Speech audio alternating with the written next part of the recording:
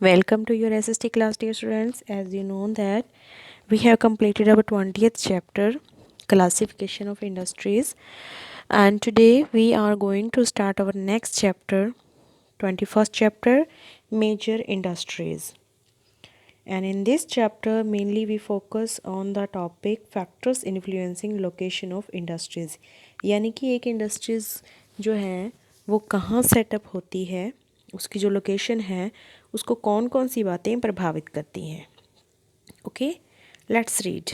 In order to establish an industry, we should carefully choose the location of the industry based on the easy availability of certain necessary factors.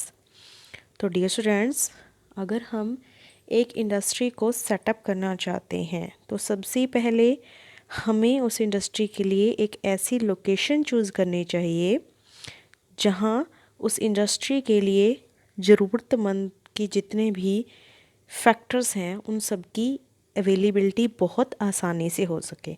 मतलब उस company को चलाने के लिए जिस चीज़ की requirement है वो सब कुछ आसानी से वहाँ अवेलेबल हो सके. यानी फैक्टर क्या है?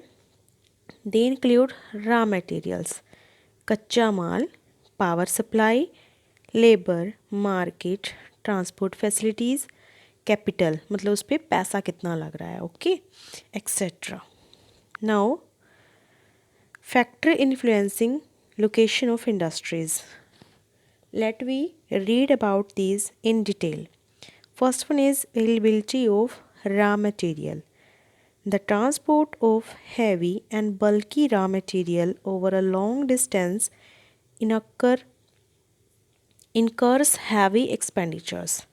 अब देखो, अगर हम रॉ मटेरियल को कहीं दूर से मंगवाते हैं, मतलब कोई हैवी रॉ मटेरियल है, बहुत ही बल्कि है, भारी है रॉ मटेरियल, और उसको हमें कहीं दूर से मंगवाना पड़ रहा है, तो सिंपल है, उसके लिए हमें क्या करना होगा? हैवी एक्सपेंडिचर यानी कि ज़्यादा खर्चा करना पड़ेगा, उसका ट्रांसपोर्ट खर्चा भी इंक्लूड होगा उसमें. Therefore to save the cost of transportation industries are set up near the sources of raw material. तो इस कॉस्ट को कम करने के लिए और जो ट्रांसपोर्टेशन में नुकसान होता है रॉ मटेरियल का, उसको ख़त्म करने के लिए जो इंडस्ट्रीज़ हैं वो कहाँ सेटअप की जाती हैं? Near the source of raw material. For example, the iron and steel plants in India and other countries have been set up near iron ore mines and coal fields, as both iron ore and coal are heavy and difficult to transport.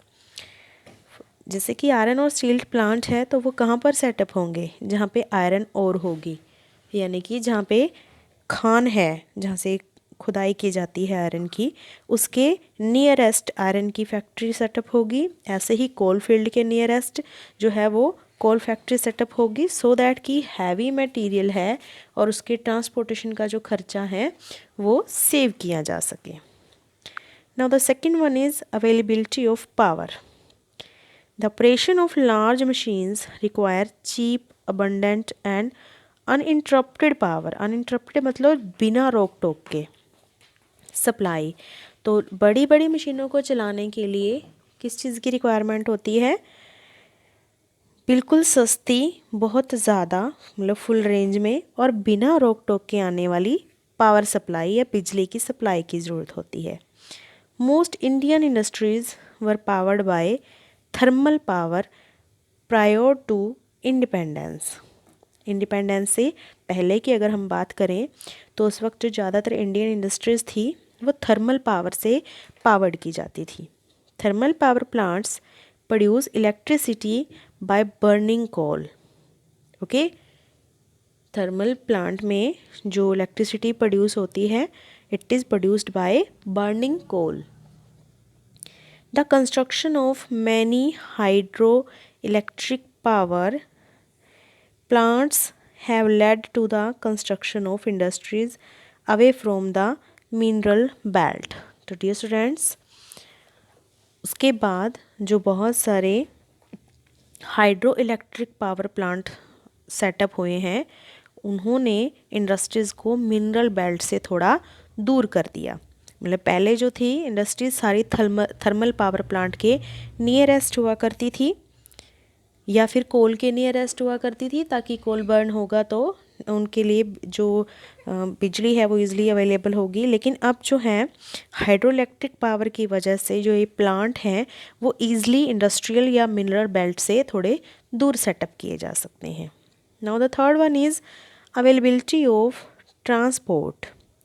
The availability of an efficient means of transport is also fundamental for the setting up of industries. As you know that it is also a requirement for industries, okay, the best facility of transportation. Industries require the transport of raw materials to the factory and also the movement of finished goods to the market. Okay, it gives two type of benefits. First, it it complete the requirement of raw material for the factory, मतलब factory के अंदर जो raw material की demand होती है वो complete होती है। And secondly finished goods to the market, transportation क्या करते हैं, जो कंपनी के अंदर माल बन रहा है फिनिश्ड गुड्स हैं वो फैक्ट्री तक पहुंचाए जा रहे हैं। ओके, तो प्लीज़ रिमाइंड दिस थिंग कि there are two benefits of transportation. The Gangetic Plain has several industrial towns due to the availability of an efficient network of roads and railways. तो अब India के अंदर हम देखें तो जो नॉर्दर्न प्लेन है जिसको गंगेटिक प्लेन भी कहा जाता है, वो एक बिल्कुल प्लेन सरफेस है जहाँ पे रोड और रेलवे की फैसिलिटी बहुत अच्छी है, और इसीलिए जो इंडस्ट्रियल टाउन्स हैं वो वहाँ पे ज़्यादातर इसीलिए सेटअप हैं कि वहाँ पे जो ट्रांसपोर्टेशन की फैसिलिटी है वो बहुत अच्छी है. Now, availability of labor. It's also an important factor. Industries are usually set up in areas which can provide assured unskilled labor locally. Dear students, सबसे पहले इंडस्ट्रीज़ के लिए रॉ मटेरियल की नीड होती है, पावर सप्लाई की need होती है, एंड उसके बाद उसमें काम करने वाले लोगों की भी ज़रूरत होती है. तो इंडस्ट्रीज़ जो हैं वो उस एरिया में ज़्यादातर सेटअप किए जाती हैं जहाँ पे लोकल लोग अनस्किल्ड लेबर यानी कि एक मजदूरी करने वाले जो लोग होते हैं जिनको उसका स्किल नहीं पता, ठीक है, तो मजदूरी करने वाले लोग होते हैं वो ईज़िली अवेलेबल हो सकें. On the other hand skilled labour is usually hired from outside, often from large cities. जबकि जो स्किल्ड लेबर है वो कहाँ से हायर की जाती है, दूर वाली सिटीज़ से. ओके, बड़े बड़े शहरों से पढ़े लिखे और स्किल्ड लोगों को अपॉइंट किया जाता है ताकि वो उस सिस्टम को, उस प्लांट को रन कर सकें, और उनको वहीं सेटलमेंट दे दी जाती है तो उनको भी फ़ायदा हो जाता है क्योंकि वो दिन रात वहाँ रहते हैं. एंड सेकंड थिंग कि जो अनस्किल्ड लेबर है वो वहाँ पे इजीली अवेलेबल हो जाती है, तो ये भी फ़ायदा मिल जाता है. The Gangetic plain and the Hooghly basin. Hooghly एक रिवर का नाम है डियर, जो कि वेस्ट बंगाल में बहती है. Are densely populated and thus these regions have many industries. तो इन एरियाज़ के अंदर जो है बहुत सारे लोग रहते हैं और आसानी से चीप लेबर अवेलेबल हो जाती है. दैट्स वाई वहाँ पर बहुत सारे इंडस्ट्रीज़ सेटअप की गई हैं. Now market. अब आपने फैक्ट्री रनअप कर ली है, लेकिन आपकी कंपनी चलेगी तभी अगर आपका जो मटेरियल है वो मार्केट में बिकेगा. तो the availability of market for the sale of finished goods is also another factor since the ultimate aim of any industry is to sell its product easily. तो मार्केट की अवेलेबिलिटी जो है वो बहुत ज़रूरी है, इम्पोर्टेंट फैक्टर है, because ultimately जो एम होता है, फाइनली जो एक एम होता है एक इंडस्ट्रीज़ का, वो क्या होता है कि वो अपने प्रोडक्ट को आसानी से सेल कर सके. Different types of industries are established in different regions taking into consideration the regional demand of the goods. तो डिफरेंट टाइप ऑफ इंडस्ट्रीज़, अलग अलग इंडस्ट्रीज सेटअप की जाती हैं अलग अलग रीजन में, अलग अलग एरिया में. वहाँ की डिमांड के अकॉर्डिंग, ठीक है, कि अगर मान लीजिए आपके एरिया में कपड़ों की डिमांड ज़्यादा है तो कौन सी मतलब फैक्ट्री सेटअप होगी, कब टेक्सटाइल फैक्ट्री सेटअप होगी ना, सो दैट कि उस डिमांड को कंप्लीट किया जा सके, क्योंकि बाकी सारी चीज़ें जो हैं वो इसकी सेलिंग से निकाली जा सकती हैं। बट ये मुश्किल है कि अगर आप पहले बना लेते हैं थिंग्स और नहीं बिकती तो आपके लिए प्रॉब्लम क्रिएट हो जाती है। Woollen industries are set up in areas having cold climate while cotton industries can be seen in warm and dry regions. तो वुलन इंडस्ट्रीज जो हैं वो कहाँ सेटअप होती हैं, कोल्ड क्लाइमेट में, जबकि कॉटन इंडस्ट्रीज सेटअप होती हैं वार्म और ड्राई रीजन में। Other factors, easy access to financial and banking facilities. Okay, तो ये भी एक बहुत बड़ा फैक्टर है कि सारा पैसा कई बार नहीं भी होता किसी एक पर्सन के पास, तो उसे जो कैपिटल है वो ईजिली अवेलेबल होनी चाहिए, फाइनेंशियल हेल्प मिलनी चाहिए, लाइक कोई banking facility, climate, government policies etcetera are also some of the factors which influence the location of industries. तो ये अनदर फैक्टर हैं जो एक इंडस्ट्री की लोकेशन को मतलब सेटअप करते वक्त ध्यान में रखे जाते हैं। Now our next topic is major industries. अब हम पढ़ते हैं कि मेजर इंडस्ट्रीज़ हैं कौन कौन सी। We have studied that industries manufacture finished और secondary goods from primary products और raw materials such as minerals, wood, grains, fiber, etc. Some of the major industries producing secondary goods are discussed below. तो dear students, industries जो हैं वो goods को manufacture करती हैं या तो फाइनल प्रोडक्ट के रूप में या सेकेंडरी प्रोडक्ट के रूप में, ठीक है। यानी कि फॉर एग्ज़ाम्पल कि अगर मान लीजिए आप कॉटन है, कॉटन से आप धागा बना रहे हैं तो आप सेकेंडरी प्रोडक्ट बना रहे हैं, क्योंकि धागा आपका फाइनल प्रोडक्ट नहीं है, धागे को कोई यूज़ नहीं करता, उस धागे से बने हुए कपड़े को यूज़ करते हैं।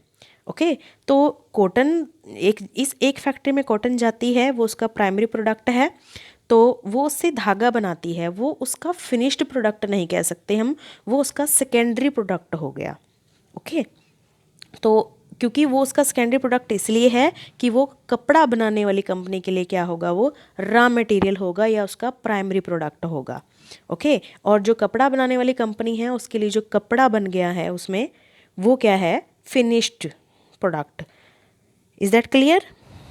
ओके, नाउ लेट्स सी, यहाँ पर हम बात कर रहे हैं डियर स्टूडेंट्स कि जैसे कुछ कंपनीज होती हैं वो सेकेंडरी प्रोडक्ट बनाती हैं, कुछ कंपनीज ऐसी होती हैं जो फिनिश्ड प्रोडक्ट्स बनाती हैं। तो हम सबसे पहले बात करते हैं आयरन एंड स्टील इंडस्ट्रीज़ की।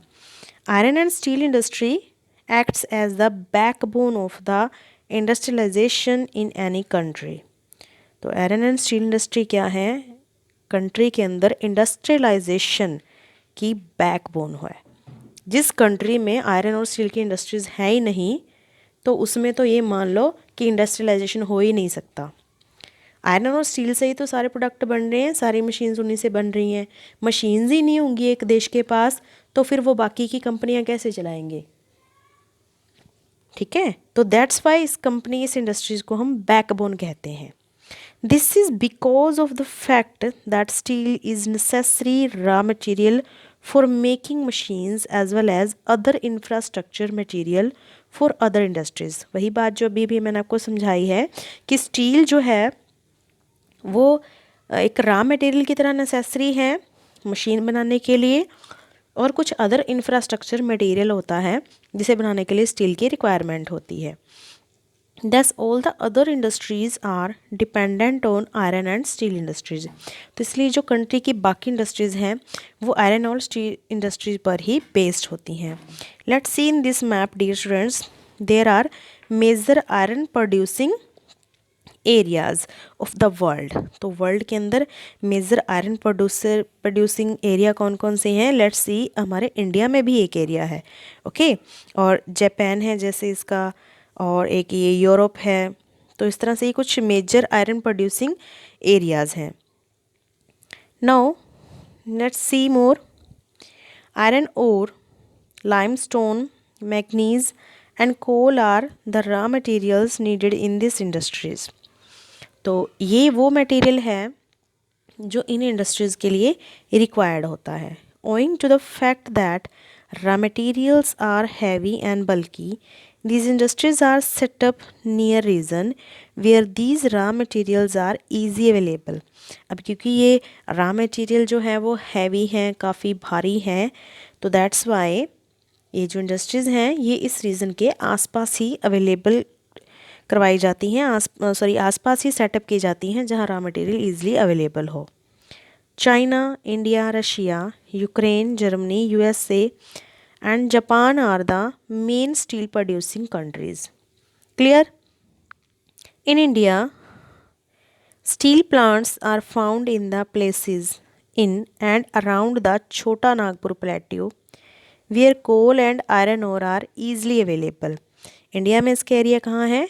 Near about Chota Nagpur plateau. Bhilai, Bokaro, Durgapur, Jamshedpur and Rourkela are places where steel plants are located.